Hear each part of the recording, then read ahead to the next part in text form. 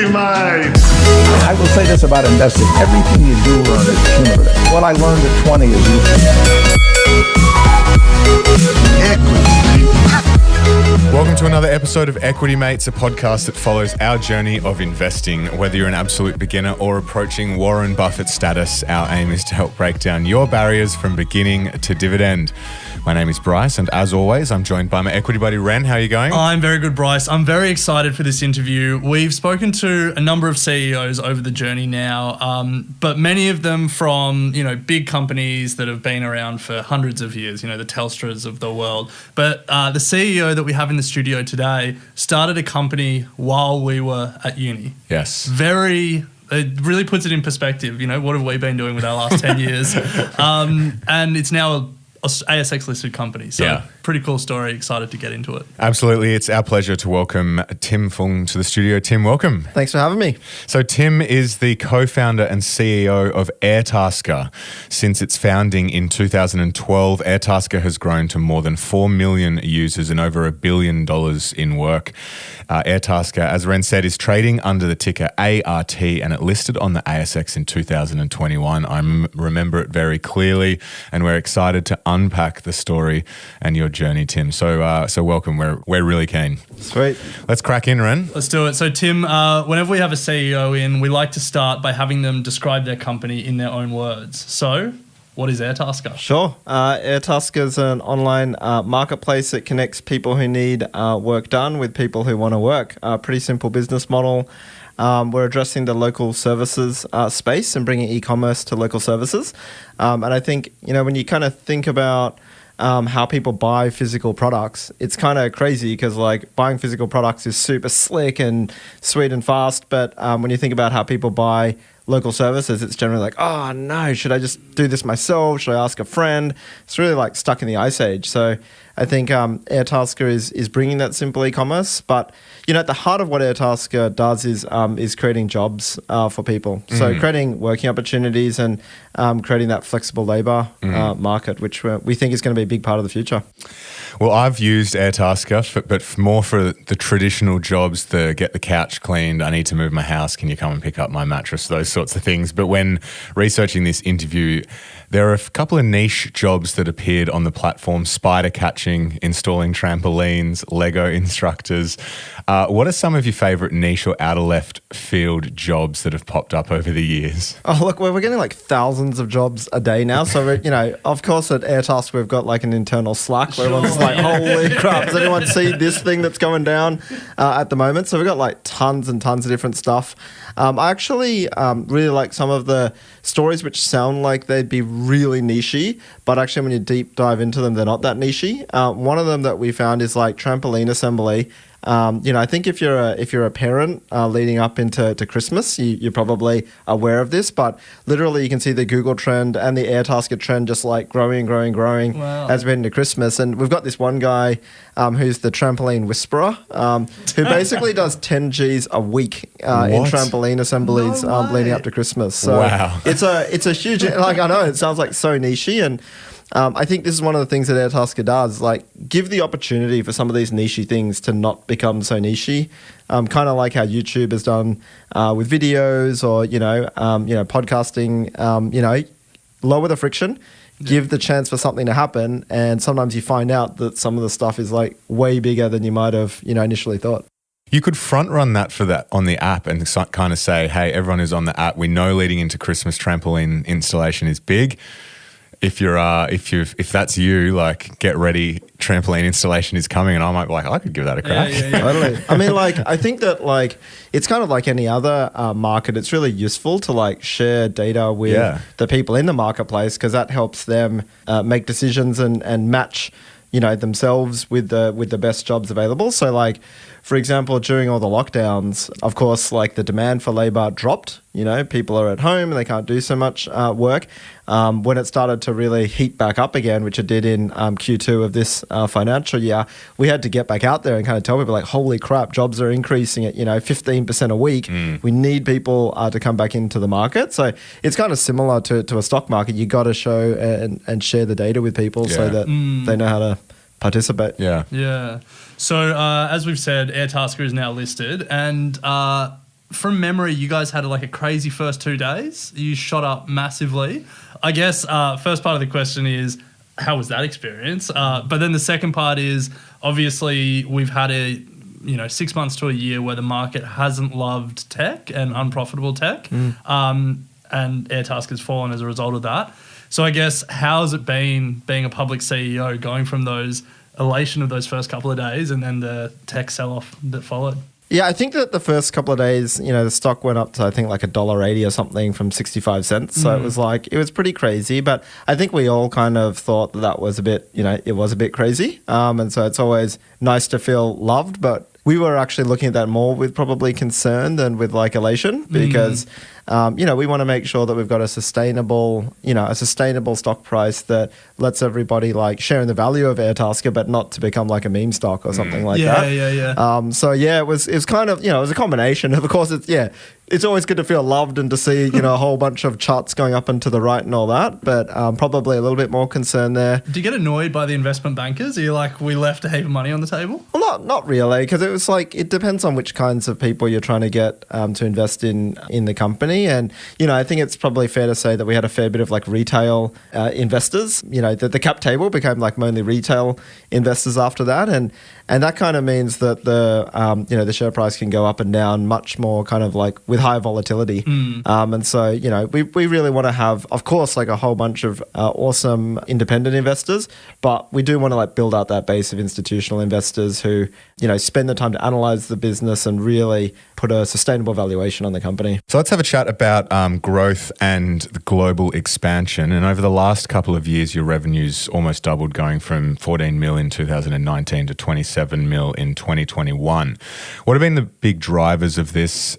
We would kind of assume perhaps COVID, but if you can enlighten us further. Sure. So I think one of the things about building marketplaces is that it takes a fair bit of time to build up what we call like liquidity, and then to be able to like harness the value of network effects as it grows. So basically, it's quite a J curve that you see in terms of revenue growth and GMV growth. That's gross marketplace volume, which is effectively like the sales going through the marketplace.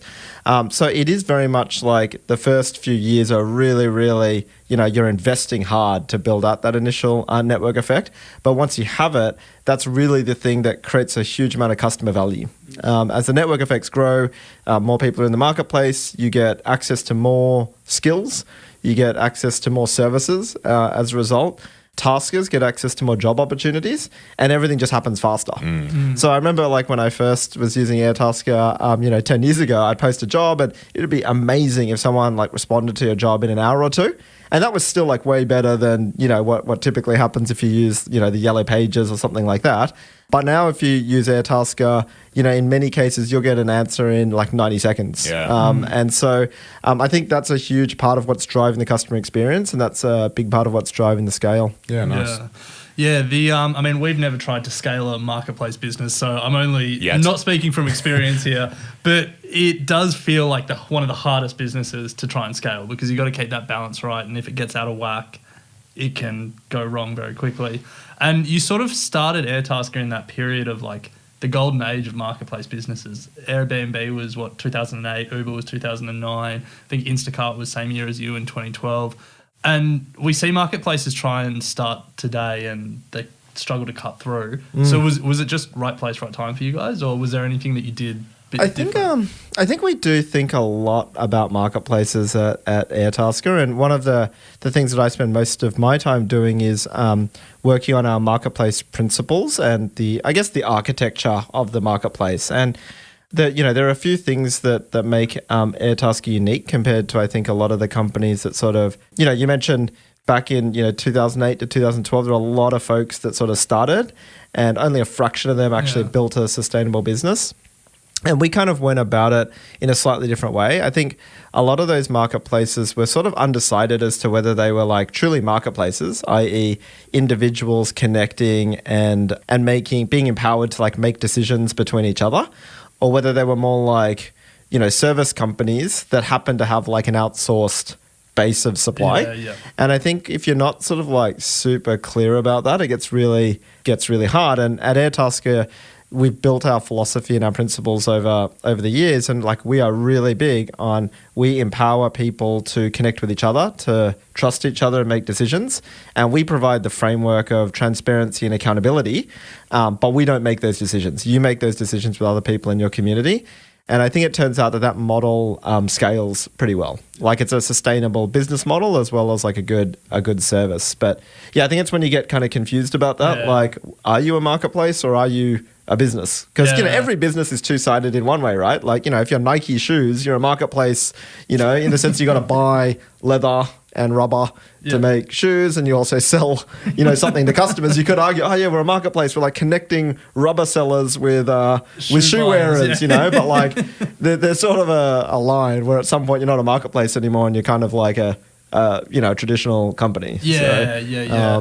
Yeah, that's been a big part of it. There's a whole employment law conversation about where that line is, and like Uber and all of them have been having that conversation over in the States.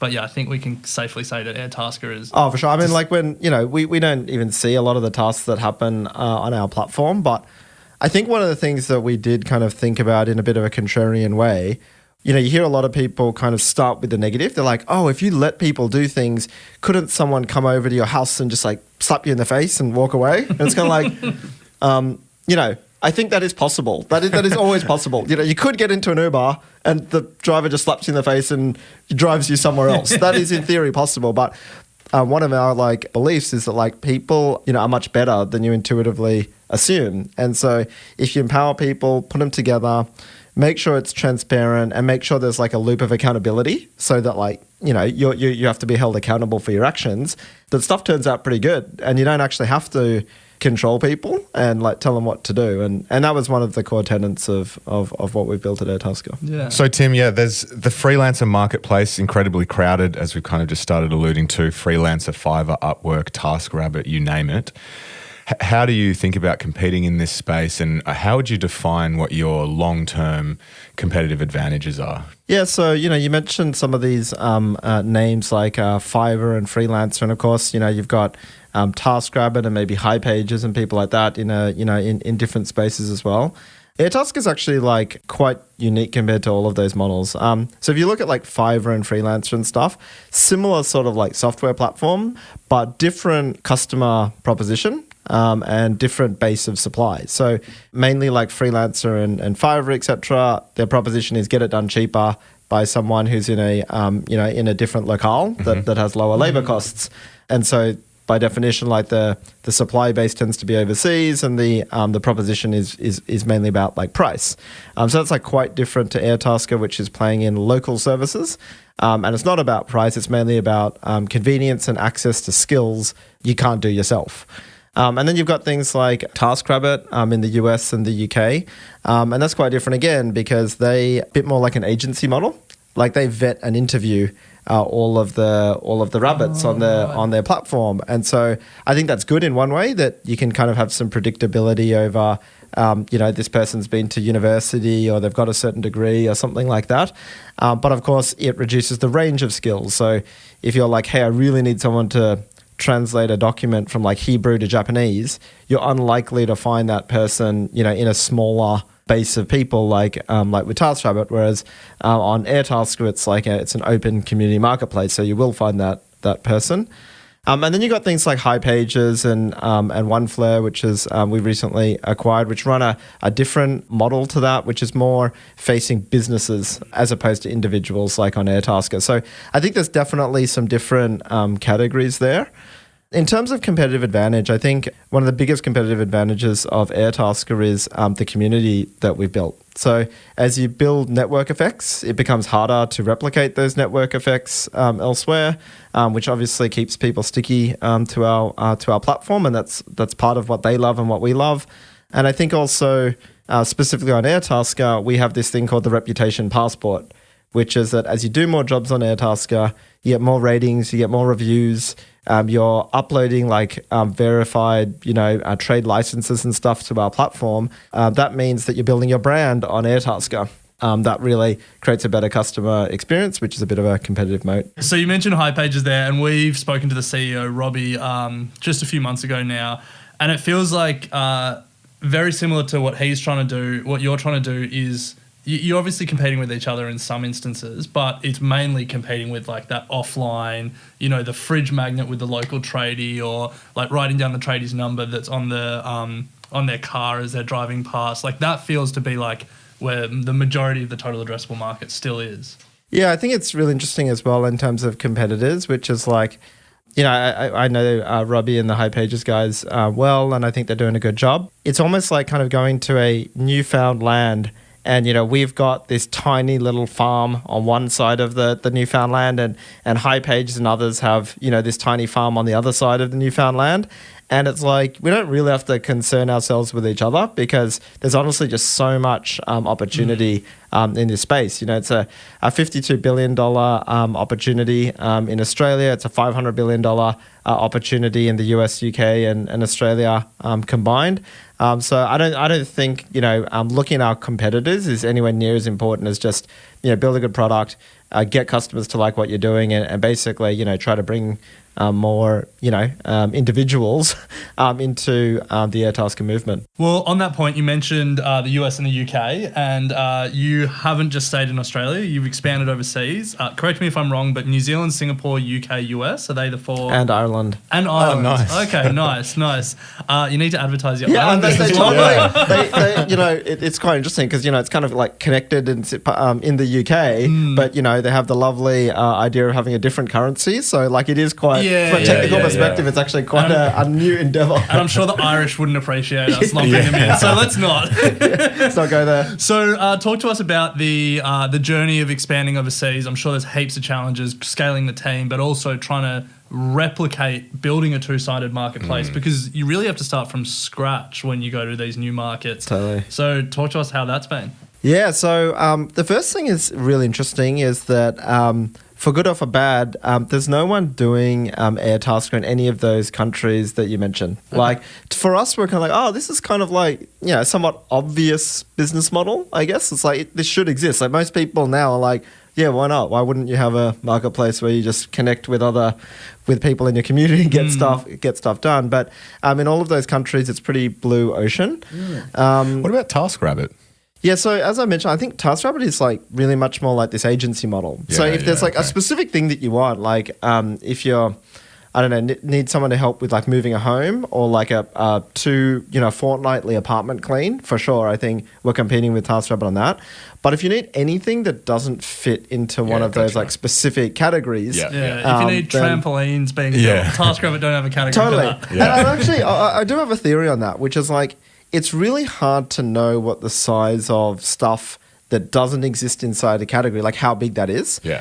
But it's easy to know that cleaning is cleaning. Yeah. It's hard to know, it's like, what is the summation of spider removal, possum in light fitting, clean leaves from gutter, boxes, like what is the sum of that? And it's just hard to get your head around it. But I think a good observation that our US founder, Bo Fishback, said to me was like, when you think about like Craigslist, it's actually like a crazy good business. Like it's sick because like it's everything that doesn't fit neatly into Airbnb or Uber or Instacart. It goes to Craigslist, and we often knock it because we're like, but like their interface isn't as slick as Uber's. But if they tried to make it that slick, then you wouldn't have that like incredible liquidity that you get on Craigslist. And one of the things that we say in terms like Craigslist is like sick, like it's a sick product. Like get on the Craigslist, like that's what it's at. Is there a bit of echoes of Gumtree in Australia with that as well? Just that sort of like catch-all for everything else? Totally. So I think that Gumtree and Craigslist are actually really, really interesting business models. At Airtasker, our belief is that you do need to add like a layer of transparency, accountability, payments, insurance, like just that next layer up. But of course, like the aspect of like liquidity and like enabling stuff to happen that wouldn't happen if you created too much friction is pretty massive on Gumtree and Craigslist. Yeah. But we probably diverged a little bit from like the question about like starting up new marketplaces. I think it's a blue ocean in the US and the UK in particular, which is where our main focus is. I think one of the biggest challenges is, yes, we are starting, you got to start a marketplace from what we call like 0 to 1. Like, how do you do that? I think what's been good about Airtasker is we've now done it in Australia. And so, when we were doing it in Australia, it's more like, can it be done? Is this a thing that, will work? Now we kind of know that, hey, if you get it to this kind of scale, this is how it starts to play out. So one of the biggest jumps was starting the second country. That was a huge jump for us. Like, can it be done again? And so we went to the UK. We've invested in that market for a couple of years now. And what's really awesome is it's now actually like becoming a really meaningful chunk of Airtasker's revenue and marketplace volume. And so we're like, crap, like we're kind of at second stage there, like sweet as, like, this is something we've got to really invest into. And so that gives us even more confidence to go into like a whole new country like the US and do that again.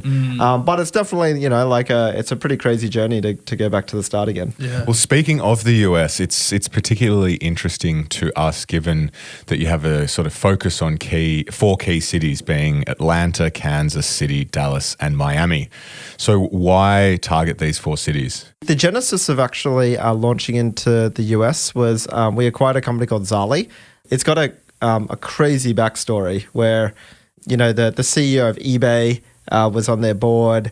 Ashton Kutcher and Kleiner Perkins put $15 million into the company, and it just went absolutely ballistic about 10 years ago. And Bo Fishback, the founder, is still running it 10 years later, which is awesome. But actually, the reason why we're in those cities is because they were really focused on Kansas City and Dallas. And that's because Bo's from Kansas City. Okay. So there's nothing more. Right. Very strategic. Very strategic. But in terms of moving then into like Miami and Atlanta, I think what was, of course, some of it is finger in the air. There's no way you're going to be able to like predictively know this is the exact right decision to be making. So you only want to spend a certain amount of analytical time on making these kinds of decisions.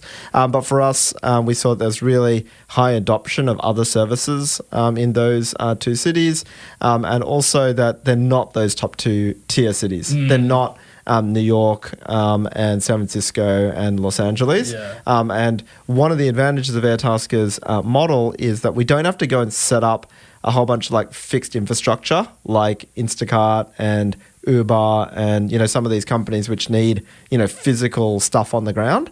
And so it made sense for us to go after second tier cities first. Yeah. Nice. Has that been your only acquisition? So actually we acquired a company called OneFlare yesterday. Oh, nice. Yeah, that happened yesterday. That's pretty wild. We did a trading halt yesterday. Acquired OneFlare, which is Australia's third largest marketplace for local services. Of course, folks like Airtasker, HighPages, and OneFlare was the number 3.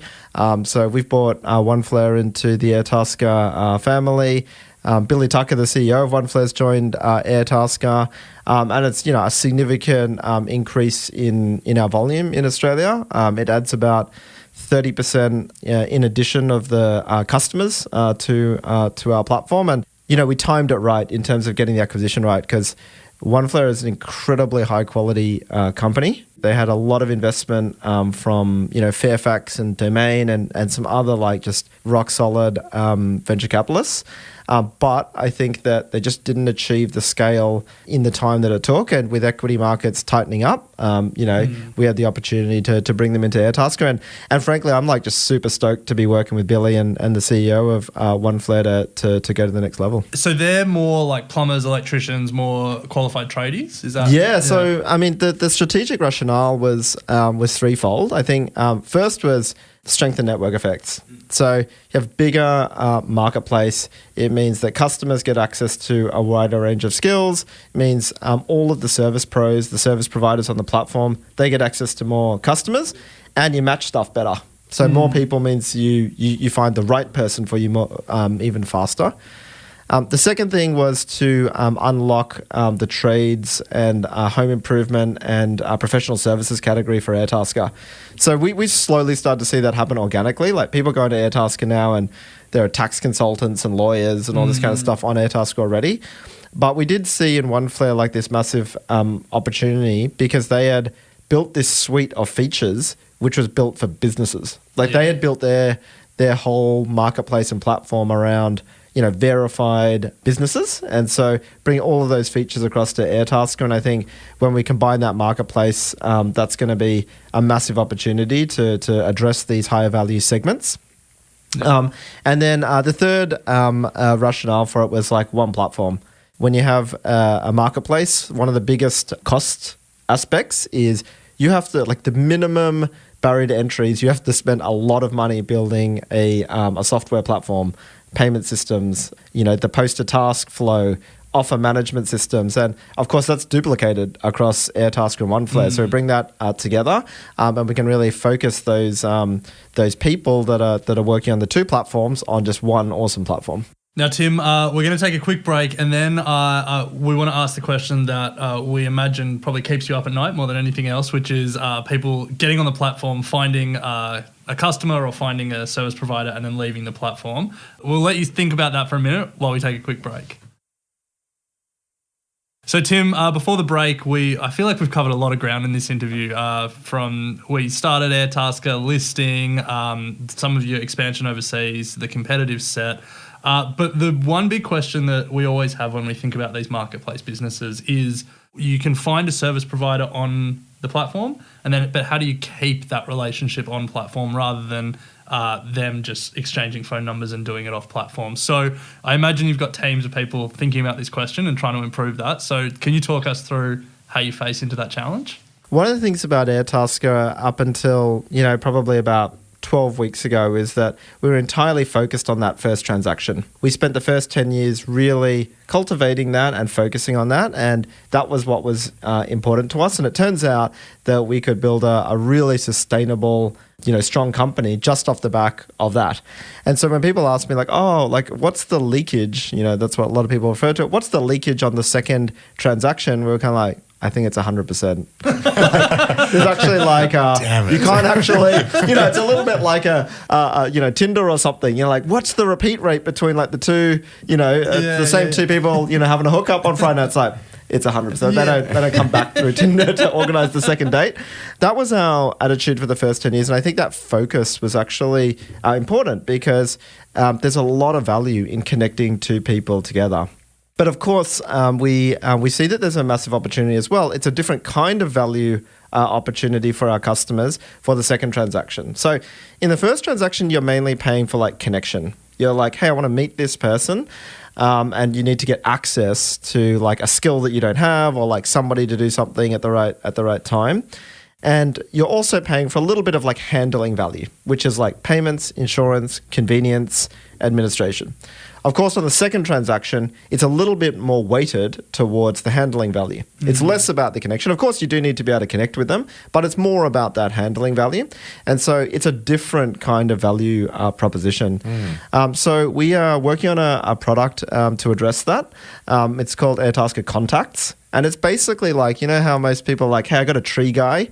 Or I've got the pool cleaning lady, or I got the babysitter, teenager up the road or whatever. So we are building that into Airtasker. And so now if you go onto the home screen of Airtasker, you'll see all the people that you've worked with before. Oh, yeah. And you can just have a message. You can send them a message and transact through the platform with a much lower fee rate. So one of the things, because you're offering different value to people, of course you can't charge them, for the connection and the handling. You're got to charge them a lot less for the connection and, probably the same thing for the handling of the task because you are getting payments, insurance, convenience, etc. Yeah. Actually, one of the best moments in my product development career was when we turned this on. Basically on Airtasker, we have a messaging system, but we would block the messaging a week after you had completed a task. So it would be that connection's done. Let's close off that chat thread and, it would just be closed. So one of our engineers decided to write about 28 lines of code that just stopped that block from happening and literally press enter to deploy that code. And immediately hundreds of people started talking through that channel and we're like, it looks like we've been blocking this and this must have been really annoying for people before. And now we've got thousands of people a week who are talking through that messaging system. And so, we're just going through that process now of iterating on the fee model, the incentive model, communication to our audience to get them to understand that new kind of value prop. But, you know, we charge 1.9% to our taskers on the second transaction, which is basically cheaper than, you know, Afterpay or a credit card. Yeah, I think that it's a really attractive proposition, and we just got to get the word out there. Yeah, I think that's good. I think you should try and get like a referral mechanism or something, because like I think another one of the big things is just knowing who's good and who to trust when you go on the platform. Like, I need my sync fixed. I type it in and then you get all these quotes and you're just like, how do I actually know if it's good or not? But if Ren has had his sync fixed and he's like, I have a guy, it might be in his contact list, but how can everyone get rewarded for Ren referring my guy? Okay, you can don't hold me to this like no, specific we are feature. recording. Don't hold me to this specific feature of the product roadmap, but it is my desire to have it so that you can like give a nickname to, you know, the person in your contacts list, so you can have, you know, your pool guy, you know, Bryce's pool guy, you know, Ren's tree guy, and be able to refer them, because that is how people talk, right? You're like, hey, you got a tree guy? I need a tree guy. And Ren trusts him, so I'm going to trust him, and we're going to get it done. Totally. So it's definitely like it's a whole new area and a whole new value prop for us, but it's pretty exciting what we're seeing so far. Yeah, nice. Yeah, that's cool. I mean, if you need any more advice, let us you know where to We come. can do like product road mapping live on a podcast. That's badass. Most transparent company we've ever seen. That'd be fun. Well, hey, we have done it before, so will extend the offer to you as well. If you want to do a retail investor earnings call where we crowdsource questions from the retail investor community and ask I'd actually really that'd be awesome. Like, do you get like some hairy questions? Yeah, so we had Larry Diamond from Zip came on and did it, and there were some tough questions. Was that recent? Late last year. During COVID. Okay. Awesome. Anyway, we'll pick that one up offline. I'm in. So Tim, you founded the business less than 10 years from listing on the ASX. Like, that's an incredible story, a story that we're pretty envious of. We had plenty of business ideas in 2012 when we were at uni, and we just didn't do anything, and look where we could be. But we want to talk about the Australian startup scene, because you are an advisor to a number of startups, Car Next Door, Mad Paws, Huddle Childcare, Float Space. That's what I could find when I was doing some digging. I'm sure there's more. Starting with just the scene more generally, what are you learning or what are you seeing about the next generation of Australian startups coming through? You know, I did get some criticism on LinkedIn when I was kind of like, I felt like for me, the Australian startup scene really started to get some pace probably like in about 2011. And yeah, I do want to acknowledge there was a lot going on before 2011 as well when we came in, but it definitely did seem like there was a bit of a step change in activity since then.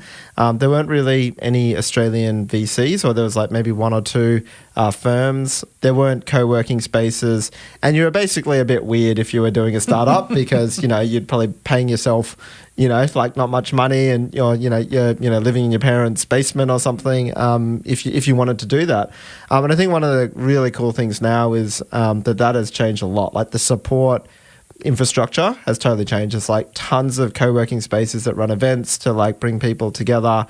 You know, there's a lot of advisors and like second-time successful entrepreneurs who are like, I guess, helping people, you know, go through that those early stage troubles.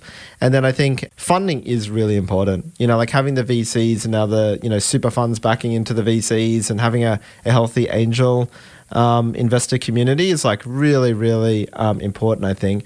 It was too big a jump before to go from like, hey, I'm working a great safe corporate job to I'm going to earn 20 grand, move back in with my parents, probably fail. And then, you know, and so I think that's been really bridged. And so there's just way more smart people who are able to come into this space. And I think that risk bridge is probably that it's a bit smaller now. And so, it's awesome to see that. I think one of the most, the biggest differences is just seeing these like second time founders coming through, which is really exciting. Like people who, you know, maybe backed companies, use that money to invest into, I don't know, Atlassian or Canva. And then those folks from Atlassian and Canva are now coming out and investing into the next or starting their own stuff. Like, I think that's probably like the biggest, I think that's the most important change and evolution that we're seeing is people who have done it before with the credibility and the experience, passing that down the generations. So, Tim, you've been pretty public about one of your big people mistakes, which was sending an all-staff email to your 10 employees,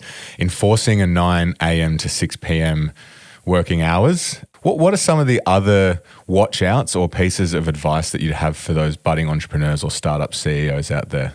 Oh gosh, I reckon there's like so many mistakes that I've made along the way. I guess one of the most important things that I've been thinking about more recently is actually about like catching people doing the right thing and actually giving people positive feedback. I think one of the things is like when you're really passionate about an idea and, you know, you're pushing yourself hard and performing, you know, at a high level, it's easy to kind of like take other people for granted, like that. You know, they join your company, they push themselves really hard as well, and you're kind of like just like, cool, thanks. You know, and I think one of the things that it's easy to do that because you're always kind of like moving on to the next thing. I think one of the most important lessons I've been learning recently is it is so powerful to just stop, think about what other people are doing, like acknowledge them, and actually just go and, you know, you don't have to like thank them, but just acknowledge good work. And so one of my biggest things right now is like catching people doing the right thing, which is like, if you see something that's good, don't miss the opportunity to like go over and talk to them and like reinforce it. It's actually way more powerful than catching people doing the wrong thing and, you know, nipping that in the bud. I mean, that's important too. But certainly when you see like awesome behavior, just the power of just going out to someone and saying, that was awesome. It's great for them. It's also really, really great for the culture and the business. Yeah, I can imagine that. Bryce and I, before Equity Mates, both worked at large corporates. I don't want to speak to your experience, but I definitely know that at the large company, you can often feel like, did anyone say that? Yeah. Or like, does it matter? Yeah. So I think, even when it's like a small thing, even when it's like, hey, the way you explained that was like super clear and precise. Awesome. Because people just don't know, you know, and it could be that the bosses in these, it's probable that the bosses in these big companies, they do think the work is awesome. You know, they are watching other people, but they probably just don't have time to stop and, you know, take note of it. No, I agree. I think certainly many instances in corporate world where when it does happen, I just clearly remember the power of how it made the team feel. And I think it's something that we're conscious of here as we grow a team, as well as celebrating those small things and, making sure that the team feels like they're contributing. Totally. But yeah, the mistake about the email to all staff on the working hours, that's probably trumps like the ultimate embarrassing mistake of all time. Why regret? Was there big pushback or like was there's definitely pushback, but it's also just naive. Like when you think about like if you get told to do something and you're like you're a software engineer or you're a data scientist, you can work at like 100 different places. Just like I'm kind of smart enough to know when I need to work, and I'll let you know when that's right. I think that if you do give people feedback, it's absolutely fine. When you are trying to like pull people into line or like change behavior, that's fine. But you got to share context. It's got to be like, hey, I observed this, and do you agree on that? Yeah, you do. Cool. Then here's some feedback.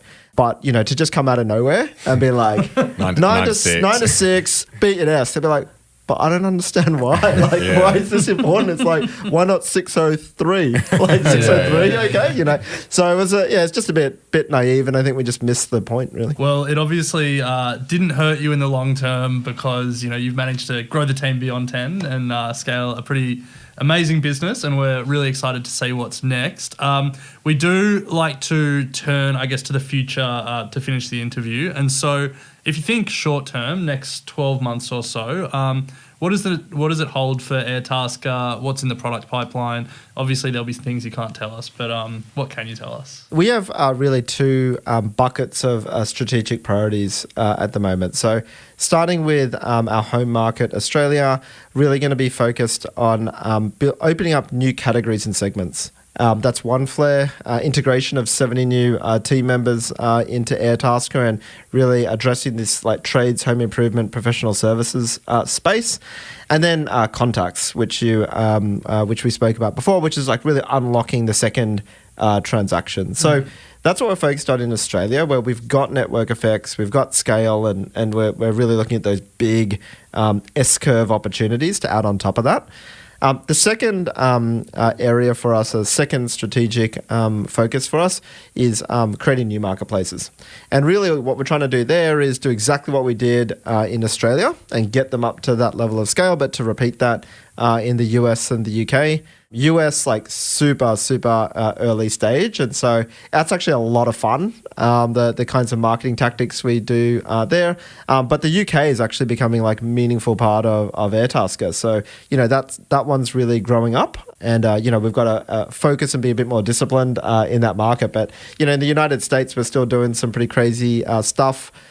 We just bought the biggest billboard in Missouri, and we put the poo emoji on it, which was pretty cool to get some attention. But Why?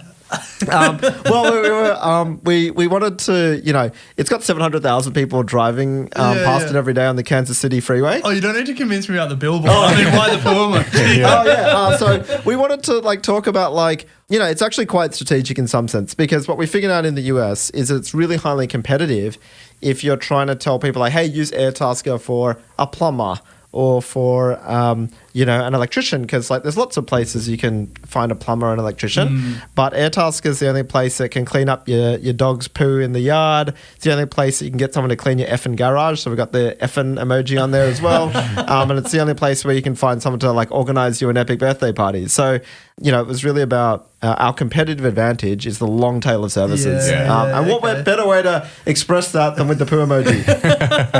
I like that. That's great. Thinking about Airtasker right now, what's the biggest risk, do you think? I don't really think about the world so much in terms of risks, but I guess what are the downsides? What are the things that keep me up at night? I'd say it's definitely at the scale they're at now is team stuff. There's definitely a war for talent. We talked a little bit before about how the public markets, which we're in, have probably already kind of taken the valuation hit. But the private markets seem to be going swimmingly. And so you've got this dichotomy of where hiring is, going crazy in the private markets. In the public markets, I think most tech and growth stocks are probably we've got to be managing cash burn and stuff. So I think it'd be hiring, making sure we've got the best people in the team. We're creating a value prop for employees that is just makes them want to come to work every day and serve the Airtasker mission. Yeah, there's just so many things that could go wrong in that space, and that's where I spend a lot of my time. I mean, I can't imagine how hard it is for you guys, especially with software engineers. We're trying to hire people in the media space, and we have trouble. Oh yeah, I mean it's across everything, right? Great time to be looking for a job. I know. Far out. We've got it on the at two levels as well. On the Airtasker marketplace, of course, we've got to look for supply and demand balances in labor, but also within the company as well. So. I think that I would imagine that we'll see some turnaround in the markets at some point. But yeah, until then, it's definitely something to keep an eye on. And then, Tim, final question. And again, we want to say thank you for joining us today. We're long-term investors here at Equity Mates. We like to think about, businesses changing over years and decades even. So if you think about Airtasker in 10 years, what does success look like? Oh, I think... our mission at Airtasker is to empower people to realize the full value of their skills. In pursuit of that mission, what we're trying to do is create a way for people to have income opportunities, no matter what skill that they have. And so if you kind of have a look at what's happened in physical, e-commerce for physical products, there's been, there's kind of an evolution of eBay and Amazon, and now you got Shopify, which is sort of doing the distributed model. And at Airtasker, we want to do all of that because I think all of that is in service of people being able to make an income from their skills. Awesome. Well, Tim, thank you so much for coming in, sharing your journey, the journey of Airtasker. It's been inspiring, motivating, and I've thoroughly enjoyed it. And I'm probably speaking on behalf of renters as well. So I'm sure the community will have taken a lot of value from that. And there's an open offer if you want to sit in the hot seat and get them to ask you some questions at reporting time as well. So thank you so much for your time. We appreciate it. Awesome. Thanks for having me. Equity Mates Investing Podcast is a product of Equity Mates Media. All information in this podcast is for education and entertainment purposes only. It is not intended as a substitute for professional finance, legal, or tax advice. The hosts of Equity Mates Investing Podcast are not financial professionals and are not aware of your personal financial circumstances. Before making any financial decisions, you should read the product disclosure statement and, if necessary, consult a licensed financial professional. Do not take financial advice from a podcast. For more information, head to the disclaimer page on the Equity Mates website where you can find ASIC resources and find a registered financial professional near you. In the spirit of reconciliation, Equity Mates Media and the hosts of Equity Mates Investing podcast acknowledge the traditional custodians of country throughout Australia and their connections to land, sea, and community. We pay our respects to their elders past and present and extend that respect to all Aboriginal and Torres Strait Islander people today.